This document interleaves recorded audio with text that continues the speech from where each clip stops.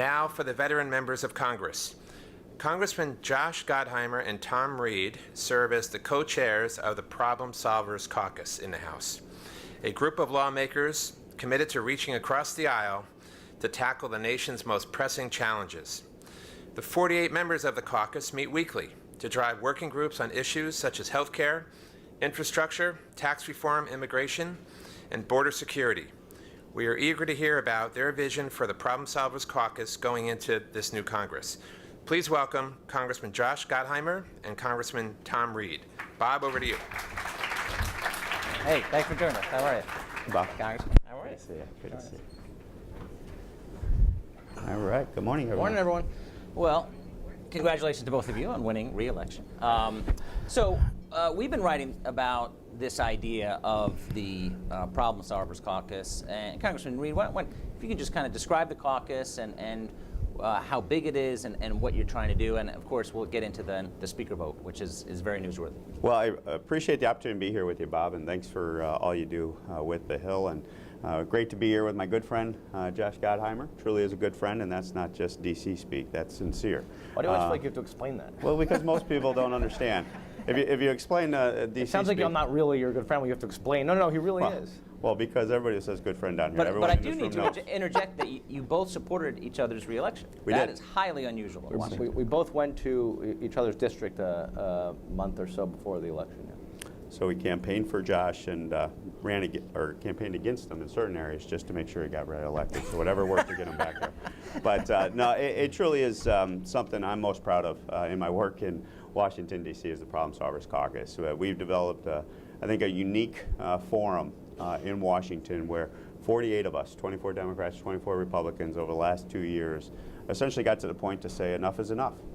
It's time to break this gridlock and get the institution working for the American people again. And through Josh's leadership on the Democratic side, I will tell you, and us co-chairing on the Republican side, I think we're making a difference. It truly is the only place where there's a culture of trust and honest dialogue. We get back at 9 o'clock at night after all of our events and things that occur in the evenings there, and we sit together and we talk about the issues. We ask the silly questions. We ask the stupid questions. We don't play gotcha politics. It's about understanding the policy and seeing where you can find that common ground. And then when we get to that common ground, we vote as a block. And now what we're doing is, after learning for 2 years that we could get to yes on policy, one of the barriers we found were the rules of the House are not designed to reward this kind of behavior. It is actually the rules of the House, the institution is structured in such a way to block this from occurring. And so now we're in the middle of a battle, and Josh is doing a great job with the new speaker coming in on the Democratic side to use this opportunity to reform the rules to get it functioning again where bipartisan legislation, members can be members and start to legislate for the American people. So I'm very optimistic of where we stand and very grateful to have Josh as a partner in this effort. Well, one of my questions, Congressman Gottheimer, was to ask you, when are you going to meet with Nancy Pelosi? And then I saw Nancy Pelosi's office put out a statement that you had a meeting, was it yesterday? Yes. Okay. Now, just as a little bit of background, you guys, before the election, said, listen, we want these reforms to how the House operates. We want it not run like a dictatorship, which really both parties have run the House like a dictatorship, and open it up so that there can be more bipartisanship. And unless those rules, and you've proposed rules changes, are accepted, then you can't get my vote for Speaker. So how did the meeting go, and where do you go from here? Well, take it back one step. Bob, thanks for having us. And it really is nice to spend time with Tom. You will see quickly that we get along really well and speak every day. And my wife is jealous. But we speak every day, and we actually do what you're supposed to do, which is try to figure out where the 80% solutions are. Which is, it's very easy to disagree and say what you're against. It's much harder to figure out if you can find a place to get together. We've done it on some of the toughest issues, right? We actually got to 75% of us agreeing, which is what we need to get to in our bylaws to agree to take a position or vote on a piece of legislation together as a block. And we were able to do it on healthcare, on immigration reform, on gun safety and school safety. We got successes on on school safety, and we got successes on prison reform, and helped stop one of the shutdowns, and on opioids and controlled substances. Right, controlled substances. Right. So we've had good successes, and then what we learned from this whole process is we'd get legislation that we saw vast bipartisan support for. And that we knew if we could get to we could get 218 votes, which is what you need on the House floor, but you couldn't get the bill to the House floor to vote. And mind-numbingly frustrating. And as a new member of Congress, I couldn't understand the fact that, wait, you could actually get bipartisan support for something, have the 218 votes off the floor, but then no one will actually let you debate it or vote on it on the floor. That seems ridiculous, and I didn't understand that before I was a member of Congress. So the rules package we put together, which we call Break the Gridlock, are a set of rules that would help change that, would encourage more bipartisan, that when you got bipartisan legislation, you actually could get it to the floor for a vote. And this is about empowering members who, right, we all get elected in our districts around the country, and you think, and we should, everything shouldn't be leadership telling you what you can do. There should be some, bottoms up, and the committees should have power again, and people should be able to do business the way it used to be done. So this proposal we did, really tries to get at that. And what we said, as Bob was saying, we said to anybody who wants to be Speaker of the House, we will not be supporting that Speaker unless you support these rules reforms, or if you come up with an idea that gets the same purpose. So yesterday we did meet with Leader Pelosi, who said she is running for Speaker, and we'll meet with anybody who raises their hand. So that's where we are. Yesterday we had a very productive conversation, went through each of the proposed rules, agreed on some. There were some ideas on how to make them better. And now where we are is we're waiting to see in writing the specifics in terms of what Leader Pelosi and Ranking Member McGovern are willing to support in our caucus and then on the House floor. So the meeting yesterday, was it just Democrats? Just the Democrats. Okay. Just the Democrats in the Problem Solvers Caucus. But you came away optimistic that there are going to be, because remember, the rules changes have to be adopted at the beginning of Congress, just like the Speaker has to. Correct. Yes. So do you think that they are genuinely going to accept some of your recommendations, and that you would end up supporting Leader Pelosi? Because right now there's no other candidate in the race. Well, I'll say this. I thought it was a very productive session. We really engaged line by line on what we proposed. That was, I thought, an excellent outcome. Even on some of the issues, there were some tough things there that are all about empowering, the rank and file member, and she was supportive. We've got to see ultimately the package that she's in writing of what she's willing to support, and and who else. We've got time between now and January, so it's really got to see what and who is behind the package. How many Democrats? And so does Tom, by the way, because we've both said the same thing. We're only willing to support somebody who does that. With the elections, what is your number at now with candidates coming in?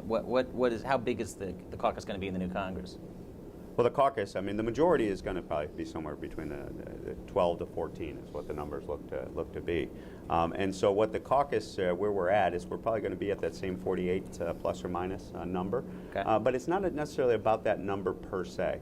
And I often talk to folks about it. It's about making sure that these members are a mile deep in their commitments to each other. This is not a caucus where you just can show up and put it on your resume and you're part of it. You have to go, be invited to this caucus. You have to recognize our bylaws. You have to personally commit to this, personally commit to members, eyeball to eyeball, and that still means something in Washington, D.C. As a member, you give your word, and if you breach that word, you're not going to be a member of, an effective member, at least here in Washington. And so and you can't campaign like we just saw. You can't campaign against each other. You it's a can't big thing. Write a check against one of the opponents of a member of the Problem Solvers Caucus. And so we're trying to change that culture, adopting some of these more civil type of respect and recognition of each other. And so what we're going to be, and so that majority number is the critical number. So if we're at 12, 14, and we got 24 Republicans who are willing to make this commitment and cross over, when we can get to that consensus, I think we become, in my humble opinion, the governing bloc of Washington, D.C. Because I went through, I've been here since 2010, I went through the Tea Party movement, I went through the Freedom Caucus evolution, and I will tell you, I see some of that occurring on the left as we speak. And so there's going to still have to be a group of members that want to get to 218 that aren't going to shut the government down, are not going to default on our debt ceiling, still have to legislate on things like infrastructure and healthcare, willing to maybe not take on a whole comprehensive package on some of these issues, but marginally take care of things like the individual marketplace under the Affordable Care Act as it collapses and premiums go through the roof. So there are opportunities that I think this group are going to seize upon and be that working, governing majority that works with the other side to keep the lights on here in Washington, D.C. And as I mentioned, the speaker vote is going to be the first vote for certainly the new members and all members of the House next year. But I want to get this straight. So let's say Leader Pelosi, in her effort to become Speaker, gives you guys a lot and says, okay, I'll agree to most of these rules, maybe tweak it here or there. Would you support Nancy Pelosi for Speaker? Yeah, so this has got some attention. As a Republican member, and this is the bizarre world, and I am all in on this because this gridlock has to break. And I said I would be willing, as a Republican on the floor of the House, to support a Speaker candidate, including Nancy Pelosi, who supports these rule reforms. It is time for this city to change for the American people. And this gridlock, this governing by extremism on the hard left and the hard right has to come to an end. And so that's where I've been willing to go even further than some of my colleagues. And I will tell you, it's got some attention. And yes, thank you, Josh. I appreciate that. But I will tell you, it's how firmly committed I am to this. And if they're sincere about any candidate on the other side, if they're sincere, and that's why I so appreciate Josh making sure that we get this in writing. We do these negotiations. We put the Break the Gridlock package out there months ago so we don't jam anybody. We've had thorough discussion of these proposals, and when we get to the finish line, I'm just very confident that there's going to be a new way of doing business here in Washington. Well, this is remarkable that Republicans could vote for Nancy Pelosi. I mean, have you had, I won't ask you to name names, but some in the Problem Solvers Caucus say, Congressman Reed, I don't know about this. I can't, it's going to be used against me in a campaign ad. Yeah, and obviously it's not, I speak for myself. Right. And there are other members, though, that are as committed as I am to this on the Republican side that are willing to do that. But, and I'll let them address it individually. But I think it shows you the voice of Congress, the silent voice of members that are saying enough is enough. We came here to legislate, and I will tell you, when you get 350 co-sponsorships on a bill, and because leadership says, no, we don't want to do it, or you got members who co-sponsor legislation, tell that little interest that, I co-sponsored your bill, but, and then they go to our leadership and go, but don't ever make me vote on it. Don't ever make me bring it to the floor so that I have to go on record on it. That type of shenanigans, that type of lack of courage in leadership, in my opinion, has to come to an end. And that's why we are at a pivotal moment where we have an opportunity with a new speaker candidate coming in to change this institution. And that's the big deal, right? I mean, we really want to govern again. And that's what you're hearing. And where we really came up in the last couple of years is we've been focused on how do we change the way things are, because the way things aren't acceptable. The fact that you can't govern, the fact that you have broad bipartisan support and you can't bring it to the floor, that the extremists control things. And by the way, both sides have them, the extremists. And the idea here is that we've got to find that common sense middle where we can get together and actually govern around legislate again. And I think that's what we hear it at home. And we've talked to every member and who's involved in the caucus and who walked around with these rules changes, and they all said the same thing. Yeah, people want us to actually work together and get something done. Did this come up in the meeting yesterday that you said, I actually can bring Republicans who can vote for you, Leader Pelosi, and do they believe it? Well, of course, I'm not going to divulge all my conversations, but no, we talked about the rules changes yesterday. Okay. All right. So, Congressman Reed, what are the areas that you see now with divided government in the new year? What can be done? Transportation is something mentioned. Criminal justice reform. Those things. Anything else? Yeah. No. I think there is some appetite. Obviously, infrastructure, I think, is the big issue. That I think many of us would be willing to get to that hard answer and get to a solution on that issue, and that would be huge. America needs it. As a former mayor, I know the state of our infrastructure across America, and to get a solution to this in a way that addresses it to $1 trillion type of level of investment is huge. You got healthcare issues on the margins in regards to some things we can do on drug pricing, I think, is an opportunity for us to deal with some issues. And I heard some the prior panels of some members coming in on the other side that I would agree with that assessment. And I would agree that there's just fundamental governing that has to occur. And there's going to be reforms. This national debt crisis that I am very deeply concerned about, we have to get on a trajectory to start getting this spending and fiscal house in order. So there are some things there that I think we can do too. We've got about 5 minutes left. Why don't we go to questions? If you can raise your hand and then just wait for Mike to get to you, and then just identify yourself. Good morning. Dan Durak with the Partnership for Public Service. Just wondering if any bipartisan oversight priorities that you see coming up in the 116th. Thanks. Oversight? Well, I think it's going to be the responsibility, as it's our constitutional responsibility to do our job and make sure that we watch over the executive branch and make sure that they do their job. I think it's very important, as Tom said, as we're doing that, to focus on other issues as well. As Tom said, infrastructure, immigration reform, health care. Right, there's transportation issues. I think more on, of course, the opioid crisis. There are a series of issues where I think you can find good bipartisan support for, and that we should be working together on. So. And I think the question you pose is going to be a fundamental question I see from my position looking at observing the majority, is it going to be investigate or legislate? And if it's investigate for good faith oversight that we should be exercising as members of Congress, being that co-equal branch of government, I think you'll see folks working together to get that done. But if it turns into just to investigate for the purposes of setting up a 2020 presidential run for whoever's running, there's a large list, obviously, that's developing, that could be a problem. And who loses in that, and where I get frustrated, is the American people. You lose 2 years, if that's the path that we go down over the next 2 years. The American people get lost in the shuffle, and that is so frustrating. So good faith investigation oversight, I think there could be workings together to do that. And I just add to that, I agree with Tom, and to add to that, I was concerned after the leadership elections yesterday, and on the other side, it was immediately they came out hard swinging instead of about all these different issues attacking, instead of saying, okay, let's figure out where we can work together. And I would hope that was just for a day-long camera, for the cameras for an hour and not for actually the intended approach. Because I think both sides are going to really have to sit down and work together. And it can't just be our side and it can't just be their side. And this is the whole idea. We both have to talk to one another. We both have to sit down with each other. And that's thing I think we've really learned is when you spend time, when you talk to one another, and more importantly, when you listen to one another and understand actually what the other's priorities are, or how to talk about them, or what's important, that's when you can find a solution together. You're not going to get everything you want, but you have to be willing to not get everything you want. I think if we go in saying, hey, we don't want 100% or nothing, or if we take an obstructionist approach, just like, frankly, we've been facing in the last years, that to me will be a recipe for failure for this Congress. But you can have if you do it differently, it could be very successful for the American people, right? Not, because we're supposed to put country first before any political party, and I think that should be our objective.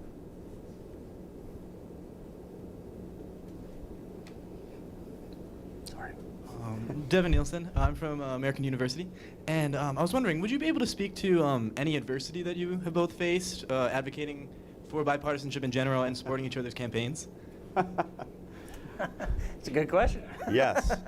What we're doing, just to be clear, Josh was our top target in regards to the Republican target list in the beginning of the session. So when we first came out and we developed this friendship and this relationship, I will tell you that there were political operatives in this town that immediately came to me and said, what are you doing? Why are you empowering him to stay here? And what I point blank said to them is, he's a good man, and that's what we need here, and we need more of them. And they're like, well, then we're not going to support you here, here, here. We're going to, do some things. And I'm like, look, I can take care of myself. I believe in good policy makes good politics, and if you do the right thing, as my mentor John Boehner said, if you do the right things at the right time, each and every time, the right thing will happen. And so what we're continuing to do is that. But I will tell you, discussions of, I'm on Ways and Means. I've been there since 2011. It's a great committee. There's been discussions of, okay, we're going to take that committee assignment away from you, that type of thing. And I'm just like, look, if you want to do that, that's fine, but I'm not going to go down without a fight. And what I've noticed is most members and even leadership and people that are in that position to try to do that recognize that because the country is so demanding this type of leadership, that it would be a battle that they don't want to engage in, and what they're doing is backing away and saying, okay, let's see what happens as this thing develops. And most of them say, you're tilting at windmills anyway. The cynics in them come out, and at the end of the day, well, we don't have to do anything because you're not going to be successful to begin with. And you've heard it. You've been around this town for years, and I've heard that too. And I said, well, fine. We'll see what happens. You know, and adding to that, there are plenty of people in this town who represent the more extreme side of things, right, on both sides. And that's been the biggest, and by the way, at home too. And so that's been, that's where I faced the biggest issues. But actually, the majority of people that you speak to, as Tom was saying, here and back at home, and come up to me and say, hey, I'm a Republican, they'll say, right? This person will say, but I'm supporting you because I like the way you're trying to actually govern, right? That you're actually trying to work across the aisle to get things done. And wow, that's a refreshing way to do things. And I know it's not easy, and I know it's tough, and you face your challenges, right? People go after you, but this is what we need. And I believe that's our job, and so the naysayers, let them say what they want to say. Because I think what we're doing is we've got to change. This just can't go on the way it's been going on. There's a reason why so many people have lost faith in their institutions here, because we're not giving them enough reason to change their mind. And what we're trying to do is actually show them that we can do things differently, and I think that's the key. And I would just end, I think what we're trying to do here is demonstrate we're trying to listen to the voice of the silent majority, doing the hard work of listening to the silent majority as opposed to just pacifying the loud voices and shouts of the extremes. Yeah, well, we've been reporting on your effort for months, and when I first heard the idea of using the speaker vote as leverage, I thought that is genius. And I do think this is going to get a lot of attention. Obviously, the speaker vote is not until January, but this is a big deal. Anyway, please thank the Congressman for joining us this morning. I hand it back to Jack.